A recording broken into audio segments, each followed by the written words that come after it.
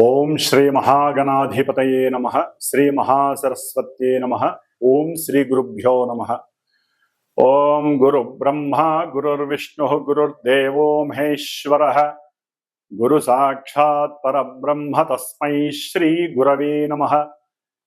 శ్రీ గురుస్వరూపిణ్యై శ్రీ మహాకాళీ మహాలక్ష్మి మహాసరస్వతి స్వరూపిణి దుర్గాంబికాయే నమో నమః. ఓం హయగ్రీవాయ నమః. ఓం శ్రీ మేధాదక్షిణామూర్తయే నమః. శ్రీ గురు దత్తాత్రేయాయ నమః. గురవే సర్వలోకానాం విషజే భవరోగిణాం నిధయే సర్వవిద్యానాం శ్రీ దక్షిణామూర్తయే నమో నమః. శ్రీ దక్షిణామూర్తి వారికి అట్లాగే గురు సమానులైనటువంటి పీఠాధిపతులకి అందరికీ కూడా పాదాభివందనం చేస్తూ పాదాలకి నమస్కారం చేస్తూ ఈ యొక్క కర్కాటక రాశిలోకి సూర్యుడు ప్రవేశించినటువంటి రోజు నుంచి 6 నెలల కాలము దక్షిణాయన పుణ్యకాలం ఉంటుంది. ఈ దక్షిణాయనంలోనే మనకి చక్కగా మానవుడు మోక్షాన్ని పొందటానికి జ్ఞానాన్ని ఆర్జించటానికి కావలసినటువంటి అమితమైనటువంటి జ్ఞాన సంపద పూజల ద్వారా వ్రతాల ద్వారా హోమాల ద్వారా ఎన్నో రకాలైనటువంటి దైవ పూజల ద్వారా చేసుకునే అదృష్టము కలిగే అవకాశం ఉంటుంది. కాబట్టి ఈ యొక్క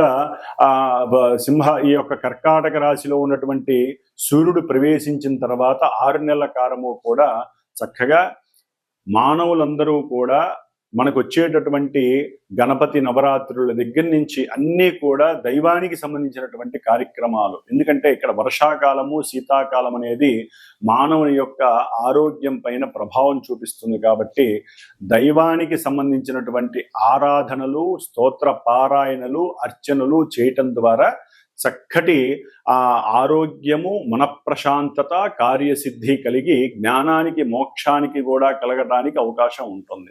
కాబట్టి మనకి ఈ యొక్క జూలై 16వ తేదీ నుండి ఆగస్టు 17వ తేదీ వరకు కూడా సూర్యుడు కర్కాటక రాశిలోకి ప్రవేశించే సమయంలో ప్రవేశించిన రోజు నుంచి ఈ నెల కాలము కూడా మేషాది మీనరాశి పర్యంతం ఉన్నటువంటి 12 రాశుల వారికి అట్లాగే ఆ రాశుల్లో ఉన్నటువంటి నక్షత్రాలు 27 నక్షత్రాల వారికి అవి ఈ రెండు తెలియనటువంటి నామ నక్షత్ర జాతకులకి ఏ విధంగా ఉంటుందో తెలుసుకునే ప్రయత్నంలో ముఖ్యంగా వినేటటువంటి శ్రోతలు ఒకరు గుర్తుంచుకోవాలి.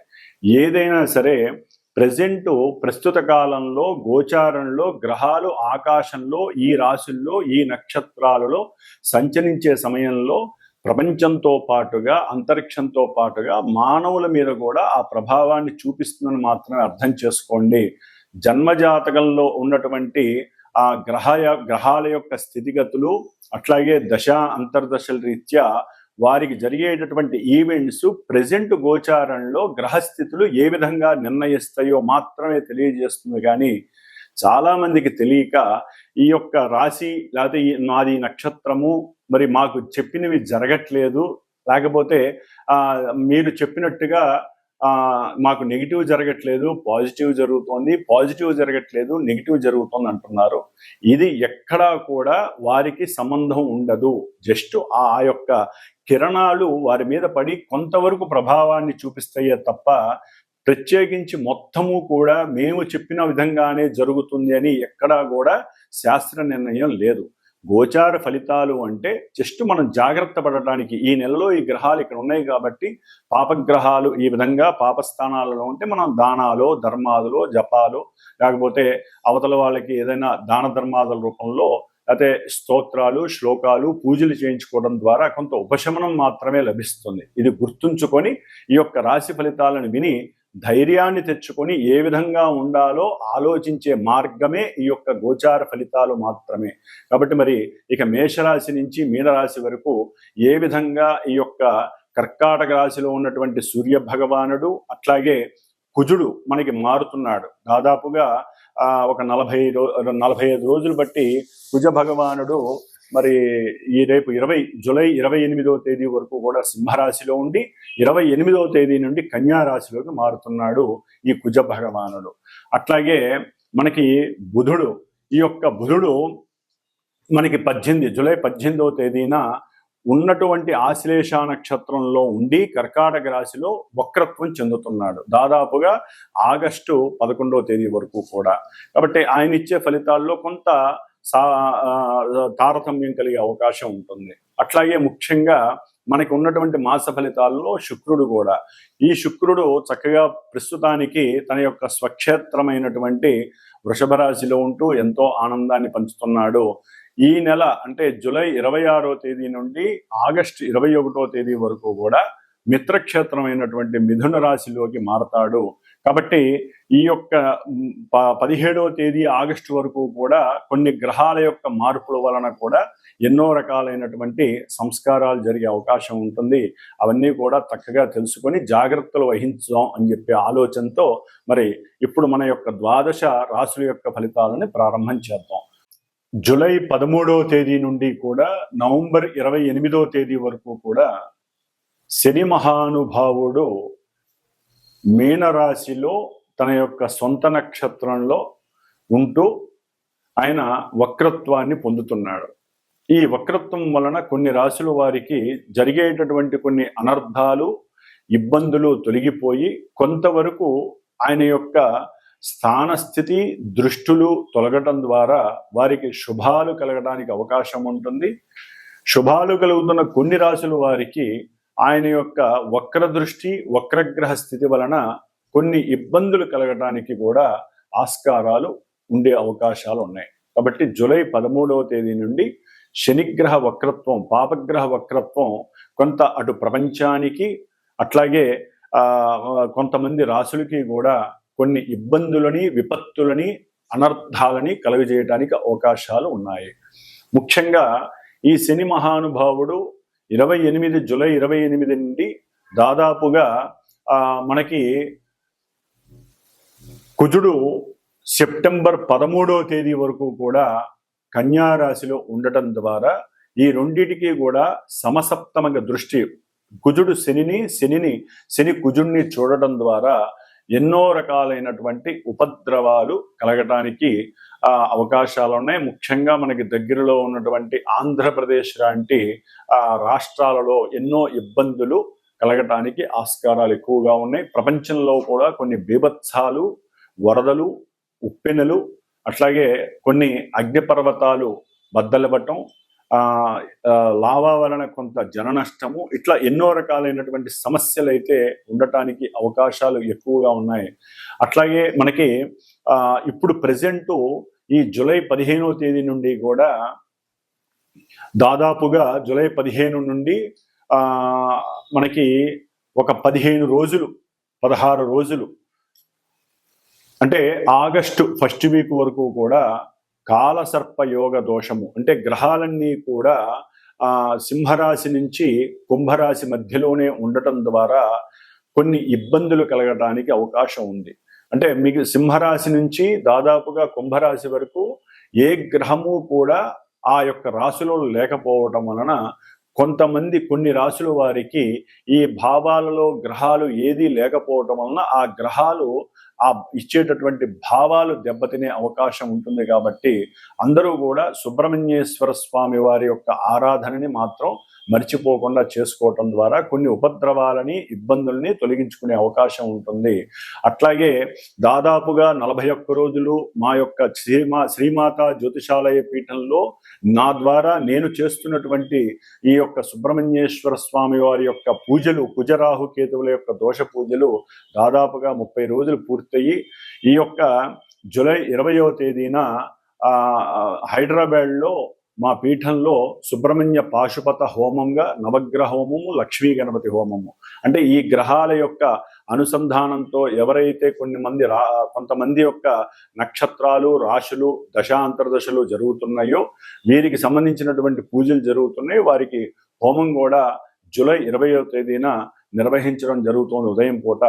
కాబట్టి ఆసక్తి ఉన్నవాళ్ళు, ఇబ్బంది లేకుండా ఉన్నటువంటి వారు చక్కగా నాకు గనక కాల్ చేసినట్లయితే వారికి కూడా వారి యొక్క గోత్రనామాదులు, నక్షత్రాలు చెప్పి వారికి ఉన్న ఇబ్బందుల్ని తొలగించడానికి, స్వామివారి యొక్క అనుగ్రహం కలిగేలాగా నా వంతు ప్రయత్నం చేయటానికి నేను సిద్ధంగా ఉన్నాను. కాబట్టి ఎవరైనా సరే చేయించుకోలేనటువంటి వారు వారి ఇంట్లో కానీ దేవాలయాల్లో కానీ చక్కగా సుబ్రహ్మణ్యేశ్వర స్వామిని మాత్రం ఈ యొక్క ఆగస్టు 2-3 తారీఖుల వరకు కూడా ఆయన ఆరాధన చేసుకోవడం ఉత్తమం, పరమోత్తమంగా భావించి ఓం దుర్గా గణపతయే నమః, ఓం స్కంద గణపతయే నమః అనేటటువంటి ఆ మంత్రాన్ని గనక జపిస్తూ ఉంటే ఆ రాశుల వారికి ఇబ్బందులు కలగకుండా ఉంటాయి. మీనరాశి వారికి ఈ నెల అనగా జూలై 16వ తేదీ నుండి ఆగస్టు 17వ తేదీ వరకు కూడా గ్రహ సంచారము రీత్యా గమనించినట్లయితే వీరికి జన్మ రాశిలో రేపు 13వ తేదీ నుండి శని వక్రించడం వలన వక్రీగత శని ప్రభావము, అట్లాగే 5వ స్థానంలో ఉన్నటువంటి రవి మరియు బుధుడి యొక్క సంచారము, అట్లాగే ఈ నెల 28వ తేదీ నుండి సప్తమ వేధాస్థానంలో కుజుడి యొక్క ప్రతికూల సంచారము, 12వ స్థానంలో ఉన్నటువంటి రాహుగ్రహ సంచారము వీరిని ఎన్నో విధాలైనటువంటి నిరాశ, నిస్పృహ, చేసే ప్రతి కార్యములో ఆలస్యము, ఆటంకాలు, అనుకున్నది అయిపోతుంది అనుకునే లోపలే ఎదురు దెబ్బలు తగలటం. 28 వరకు కూడా కుజగ్రహ అనుగ్రహం కాస్త అనుకూలంగా ఉంది, కుజకేతువుల అనుగ్రహం. కాబట్టి మీనరాశి వారికి దాదాపుగా 45 రోజులు బట్టి, అంటే 40 రోజులు బట్టి ప్రయాణం సౌఖ్యంగా సాగింది. ఆర్థికంగా కావచ్చు, ఉద్యోగరీత్యా కావచ్చు, సంతాన రీత్యా కావచ్చు, శత్రు రోగ రుణ వృద్ధి లేకుండా ఆయన కాపాడుతూ వచ్చాడు. రోగ నిరోధక శక్తి కూడా పెరిగింది. ఏదైనా సమస్యలు కడుపులో వచ్చినా వెంటనే రీగైన్ అయిపోవటం, మళ్ళీ మారిపోవటం, ఇలాంటివన్నీ జరిగిపోయినాయి. మంచిగా ఉన్నంతలో అనుకూలంగా ఉన్నాడు కుజకేతు. తండ్రితో కూడా కాస్త అప్పుడప్పుడు చిన్న సమస్యలు వచ్చినా మళ్ళీ వాటిని ఎదుర్కొనే స్వభావం మీకు కలిగింది. ఏదో మాటలతో మీకున్న మేధా సంప్రాప్తితో, ఆలోచన సిద్ధితో నడిపించుకుంటూ వచ్చేసారు, అయిపోయింది. మరి ఈ నెల 28 తర్వాత కుజుడు సప్తమంలోకి వస్తే కుటుంబంలో భగ్గుమం లేస్తాయి సమస్యలు. ఏం లేదు, యుగో, అహంకారం, అగ్రెసివ్నెస్, కోపము, ఆవేశము, ఎక్కడో ఉద్యోగంలో ఉండే సమస్యలన్నీ ఇంట్లోకి తీసుకొచ్చేస్తారు, ఆడైనా మగైనా. ఎందుకంటే ఇప్పుడు స్త్రీ పురుషులు ఇద్దరు ఉద్యోగాలు చేస్తున్నారు కదా. కాబట్టి కుటుంబంలో లేనిపోని అపార్థాలు, అనుమానాలు, అవమానాలు ఇవన్నీ కూడా మిమ్మల్ని ఒక తాటిలోకి తీసుకొచ్చి భార్యాభర్తల మధ్య అవినాభావన సంబంధాన్ని తెగదేస్తుంది. వ్యాపార క్రయ విక్రయాదుల విషయంలో కూడా ధనపరమైనటువంటి అవతల వాళ్ళు మిమ్మల్ని అర్థం చేసుకోలేనటువంటి పరిస్థితి ఎదురయ్యి భాగస్వామ్యాలు తెగిపోయి, భాగస్వామ్యాలు ఉన్నటువంటి వారు కూడా అప్పటి వరకు అన్యోన్యంగా ఉన్న వాళ్ళు కూడా ఒక్కసారి వ్యాపార విషయంలో కోర్టులు మెట్లెక్కాల్సి వస్తుంది. పోలీస్ స్టేషన్లు, గొడవలు, సమస్యలు ఇలాంటివన్నీ కూడా జరుగుతాయి. కుజగ్రహ ప్రభావం అంత చెడ్డది. చేసే ఉద్యోగంలో మార్పులు కలుగుతాయి. ఇక్కడ కాదు మీరు అక్కడికి వెళ్ళండి అని చెప్పి ఉన్నట్టుండి వస్తుంది మీకు ఒక రకమైన, లేకపోతే మీ ఇష్టం మానేసేయండి. మీనరాశి వాళ్ళని కుజగ్రహ ప్రభావం, దానివలన స్ట్రగుల్స్, స్ట్రెస్, టెన్షన్స్, కోపము, ఆవేశము ఇవన్నీ కలుగుతాయి కుజగ్రహ ప్రభావం వలన. ఆర్థిక ధన నష్టము. మీరు సపోజ్ భార్యాభర్తల్లో ఎవరైనా, ముఖ్యంగా స్త్రీలకే అవకాశం ఉంది, భర్త వద్దన్నాడు అనుకోండి, డబ్బులు ఇచ్చేసి నేను దూరం వెళ్ళిపోతా అనే పరిస్థితులు కూడా మీనరాశి వాళ్ళకి కనిపిస్తున్నాయి. మగవాళ్ళకి జాగ్రత్త వహించండి, ధనాన్ని నష్టపోకండి. భార్య వల్ల అనుకూలంగా ప్రవర్తించండి, తలగా వంచండి, శిరస్సు వంచండి, తప్పదు. గ్రహస్థితి బాగాలేనప్పుడే మనం దాసోహం అవ్వాలి. కోపం వచ్చిందనుకోండి, ప్రశాంతంగా చిరునవ్వు నవ్వండి. సుబ్రహ్మణ్య స్వామి ఎట్లా నవ్వుతూ ఉంటాడో అట్లా నవ్వండి. అట్లాగే శుక్రుడు, ఈయన అట్లాగే ఎవరైనా సరే వివాహకారకుడు, వివాహ స్థానంలో ఉన్నటువంటి కుజుడు వలన వివాహం అవుతుంది అనుకొని మాటా ముచ్చట్లు జరిగిన వాళ్ళు కూడా విడిపోతారు. అంటే జరగదు, ఆయన వచ్చి దాన్ని కబలించేస్తాడు. అట్లాగే బంధువులతో లేనిపోని కయ్యాలు, వాగ్దోషమే, లేనిపోని గొడవలు, సమస్యలు, కయ్యాలు. ముఖ్యంగా ఉద్యోగాదులు చేసేవాళ్ళు, విదేశాలలో ఉద్యోగాలు చేసేవాళ్ళు మీనరాశి వారికి ఉద్యోగ ప్రయత్నంలో తమ భాషల వలన మీ యొక్క కోపము, అది వరకు ప్రవర్తించిన తీరు వలన కూడా మీకు లేనిపోని అగచాట్లు పడే అవకాశం కలుగుతోంది. కాబట్టి శుక్రుడు 26వ తేదీ వరకు 3వ స్థానంలో ఉండటం ద్వారా చక్కగా కుటుంబంలో అన్నదమ్ముల మధ్య, భార్యాభర్తల మధ్య అన్యోన్యత బాగుంది. నెక్స్ట్ తర్వాత కూడా ఆయన మిత్రక్షేత్రంలో వచ్చి రాస్యాధిపతి అయినటువంటి గురుడితో ఉండటం ద్వారా వీరు కొంతమంది, ఇందాక నేను చెప్పాను కదా, కుజుడి వల్ల కలిగే ఇబ్బందులు ఉద్యోగంలో, ఈ గురుడు శుక్రుడు ఈ నెల 26 తర్వాత కలవటం ద్వారా సైడ్ చూసుకుంటూ ఉంటారు. ముందే వాళ్ళకి ఏదో కొంచెం అవగతం అవుతుంది, ఏదో ఉద్యోగంలో సమస్యలు వస్తాయని. వేరే దారి ఎత్తుక్కుంటారు, ఏజెన్సీస్ ద్వారా ఏజెంట్లను నమ్ముతారు, చాలా జాగ్రత్తగా అవసరమైతే డబ్బులు ఖర్చు పెడతారు. ఉద్యోగంలో దీనికన్నా పెద్ద ఉద్యోగం కొట్టాలి, అవుతుంది, ప్రయత్నం చేయండి, చెప్పలేదు. సౌఖ్యాన్ని కోరుకుంటున్నారు కదా, జాగ్రత్తగా మాట్లాడండి. మాట్లాడేటప్పుడు అనుకూలంగా మాట్లాడండి, పటపట సంతకాలు చేసేకండి. 1-4 సార్లు చదివి సంతకాలు చేయండి. అప్పుడు ఉద్యోగ ధర్మంలో మీకంటూ ఒక స్థాయి వస్తుంది. లేకపోతే ఉద్యోగ విషయంలో, మీ కెరీర్ విషయంలో ఒక క్వశ్చన్ మార్క్ పడే అవకాశం ఉంటుంది. అర్ధాష్టమ గురుడు కదండి, ఇబ్బందులు పడతారు. అట్లాగే రాహు కూడా చూస్తున్నాడు 12లో ఉండి. కాబట్టి మీరు ఒకటి అనుకుంటే తలసింది ఒకటైతే జరిగేది ఒకటి జరుగుతుంది. ముఖ్యంగా డైరెక్టర్లు, కంటెంట్ రైటర్స్, విద్యార్థులు, డైరెక్షన్ డిపార్ట్మెంట్కి సంబంధించిన వాళ్ళు, ఫైనాన్స్ డిపార్ట్మెంట్కి సంబంధించిన వాళ్ళు, బ్యాంకులో పనిచేసేటటువంటి వాళ్ళు, రైల్వేలో పనిచేసేటటువంటి పెద్ద పెద్ద ఉద్యోగస్తులు, ఎయిర్ ట్రాఫిక్కి సంబంధించిన వాళ్ళు, ఇవన్నీ కూడా కొంత తెలియనటువంటి వృత్తిలో ఎదుగుదలతో పాటుగా కొన్ని సమస్యలు కూడా రాహు వల్ల కలుగుతూ ఉంటాయి, వ్యయరాహు వల్ల.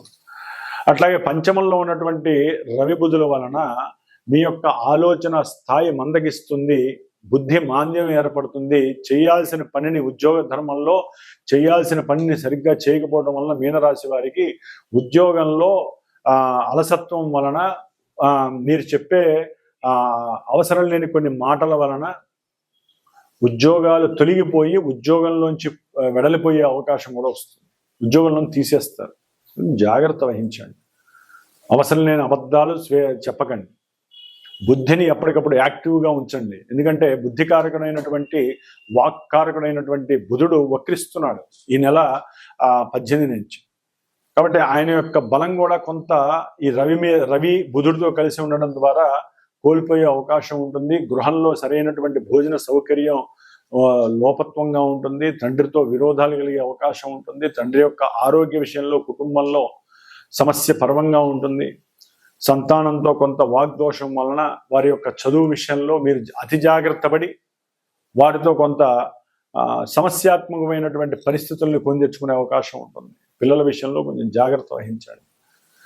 ఏదైనా సరే సమయస్ఫూర్తి, సమయానుకూలత, మేధస్సు, మీరు చేసుకున్న పూర్వ పుణ్యఫలం కావచ్చు, ఈ జన్మలో చేసుకున్న పూజల ఫలితం కావచ్చు, అనుకూలంగా ఉంచుకుంటూ వాక్ సంభాషణ జాగ్రత్తగా చేస్తే అటు వృత్తి ఉద్యోగాదుల్లో కానీ, పిల్లల విషయంలో కానీ, సంతాన విషయంలో కానీ, ఆర్థికపరమైనటువంటి విషయంలో కానీ, ముఖ్యంగా భార్యాభర్తల యొక్క విషయంలో కానీ అనుకూలత మీకు మీరే చేసుకోవాలి మీనరాశి వారు. ఎందుకంటే వక్రించినటువంటి శని 12వ భావ ఫలితాలను కూడా ఇవ్వడానికి సిద్ధంగా ఉన్నాడు దాదాపు నవంబర్ 28 వరకు. కాబట్టి అన్నిటిలో కూడా అలసత్వము, ఆలస్యము, వికారత్వము, వివేచన లోపత్వము, నిరాశ, నిస్పృహ ఇవన్నీ కలుగుతాయి. కేతు ఒక్కడే మీకు అనుకూలంగా ఉన్నాడు, శుక్రుడు అనుకూలంగా ఉన్నాడు. కాబట్టి ఈ కాస్త మీ అంతటా మీరు అనుకుంటే తప్ప ఏది అనుకూలంగా జరగదు. కాబట్టి వీలుంటే మీనరాశి వాళ్ళు వారు కూడా సాధ్యమైనంత వరకు ఈ సుబ్రహ్మణ్యేశ్వర స్వామి అనుగ్రహం మాత్రమే కోరుకోండి. వారికి కూడా ఈ నెల 20వ తేదీన మా యొక్క పీఠంలో అంతకుముందు చెప్పినటువంటి వీడియోలో 41 రోజుల్లో 32 రోజులు అయిపోయింది. స్వామివారి క్షేత్ర దర్శనాలు కూడా అయిపోయినాయి. ఈ నెల 20వ తేదీన హైదరాబాద్లో నా యొక్క పీఠంలో సుబ్రహ్మణ్య పాశుపత హోమంతో జరుగుతోంది. దాంట్లోనే లక్ష్మీ గణపతి హోమం వస్తుంది, నవగ్రహ హోమం వస్తుంది, సర్పసూక్త హోమం, ఇవన్నీ జరుగుతున్నాయి. కాబట్టి మీనరాశి వారికి కొన్ని ఇబ్బందులను తొలగటానికి, ఇందాక నేను చెప్పినటువంటి ఇబ్బందుల నుంచి తొలగించుకోవడానికి ఇది ఒక సుగమమైన మార్గం అనుకొని ఎవరైనా అవకాశం ఉండి చేయించుకోవాలనుకుంటే హోమం వరకు నాకు ఫోన్ చేయండి. ఇక్కడే కాబట్టి అవకాశం ఉన్న వాళ్ళు రావచ్చు, లేదా ప్రసాదమైన మీ ఇంటికి పంపించబడుతుంది. కాబట్టి ఈ విధంగా మీనరాశి వారు వారంతట వారు గనక చేసుకోదలుచుకుంటే సుబ్రహ్మణ్య అష్టకాన్ని, కోప నివృత్తి కోసము సుబ్రహ్మణ్యేశ్వర స్వామి అభిషేకాన్ని చేసుకోవడం ద్వారా చాలా ఉత్తమమైనటువంటి ఫలితం. కాస్త అన్నము పప్పు దానం చేస్తూ ఉండండి. అంటే వండి ఎవరికైనా సరే మంగళవారం పూట దానం చేస్తూ ఉండండి. శనివారం పూట కాస్త నల్ల జీడీలో, నల్ల నువ్వులతో చేసినో ఎవరికొకరికి దానం చేస్తూ ఉండండి. ఇవన్నీ ఏంటంటే నిరాశ, నిస్పృహ, కోపావేశాలను తగ్గించడానికి ఈ దాన ధర్మాదులు చాలా ఉపయోగపడతాయి. కాబట్టి ఈ విధంగా మీనరాశి వారికి గురు శుక్రుల యొక్క అనుగ్రహం వలన విద్యార్థుల్లో కొంత పరిపక్వత కలుగుతుంది, మేధస్సు, కీర్తి ప్రతిష్టలు వస్తాయి. ఏదైనా ఒక పెద్ద గృహాన్ని వీళ్ళు పొందే అవకాశం ఉంటుంది. స్థలాన్ని కొనే అవకాశం ఉంటుంది. ఉన్న స్థలాన్ని అమ్ముకొని మంచి లాభంతో చక్కగా భార్య పేరు మీదో భర్త పేరు మీదో ఇద్దరు కలిపి రాసుకునే అవకాశం కూడా కలుగుతుంది. ప్రయత్నం చేస్తే ఉద్యోగంలో కూడా ఉన్నతమైనటువంటి స్థితి, వ్యాపారస్తులకి యోగ్యకరమైనటువంటి విషయం అని కూడా చెప్పుకోవచ్చు. ఓం గం గణపతయే నమో నమః.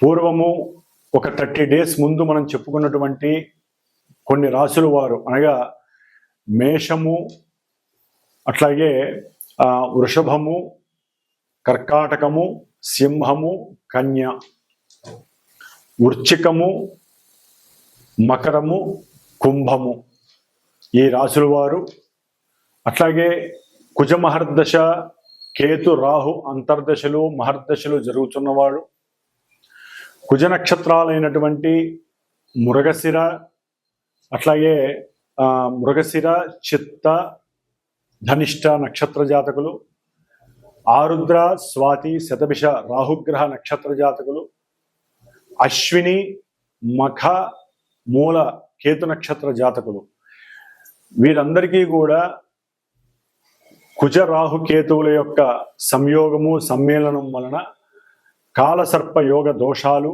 కుజదోషాలు, ఎన్నో వివాహ ఆటంకాలు, గర్భ విచ్ఛిన్న దోషాలు, రాహుకేతువుల యొక్క సర్పగ్రహ బాధలు తొలగిపోవటానికి మరి హైదరాబాద్లో శ్రీమాత జ్యోతిషాలయ పీఠంలో నా చేత ఆల్రెడీ జరుగుతున్నాయి. ఈ గ్రహాలకి జపములు, సర్ప సూక్త జపము, అట్లాగే స్వామివారు సుబ్రహ్మణ్య క్షేత్ర దర్శనాలు కూడా అయిపోయినాయి. 6 క్షేత్ర దర్శనాలు. ఇప్పుడు ఈ నెల జూలై 20వ తేదీన కృత్తికా నక్షత్రము ఆదివారం రోజున హైదరాబాద్లో చివరగా శాంత్యర్థమై సుబ్రహ్మణ్య పాశుపత హోమం జరుగుతోంది. దీంట్లోనే గణపతి, లక్ష్మీ గణపతి, నవగ్రహ నక్షత్ర సహితముగా సర్పసూక్త, మన్యుసూక్త సహితంగా సుబ్రహ్మణ్య పాశుపత హోమం జరుగుతోంది. కాబట్టి ఎవరైనా ఈ ఇబ్బందులు ఎవరైతే పడుతున్నారో వారు నాకు గనక ఫోన్ చేసి సంప్రదించినట్లయితే హోమానికి చాలా తక్కువ స్వల్ప దక్షిణతో ఆ యొక్క సుబ్రహ్మణ్య అనుగ్రహాన్ని పొందే అవకాశము స్వీకరిస్తారని ఈ యొక్క మెసేజ్ చేయటం జరుగుతోంది. ఓం శరవణ భవాయ నమః.